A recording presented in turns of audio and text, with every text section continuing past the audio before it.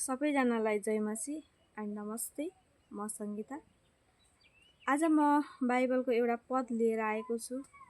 यो जसले प्रभुलाई जान्नुहुन्न, जसले प्रभुलाई चिन्नु भएको छैन, उहाँहरूको लागि म एउटा सानो पद चाहिँ भन्न चाहन्छु।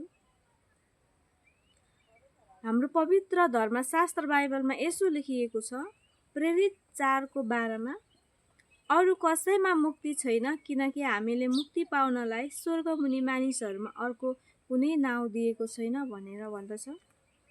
हामीलाई चाहिँ मुक्ति पाउनको लागि चाहिँ संसारमा अरू कुनै मानिसमा चाहिँ मुक्ति छैन, येशू प्रभुमा चाहिँ मुक्ति हुनुहुन्छ।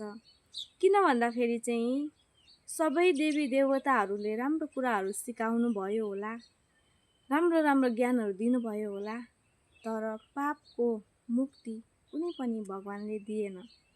यसै कारणले गर्दाखेरि म तपाईलाई यो भन्न चाहन्छु कि येशू प्रभुलाई ग्रहण गर्नुहोस्, किनभने उहाँमा मुक्ति अनि उद्धार छ।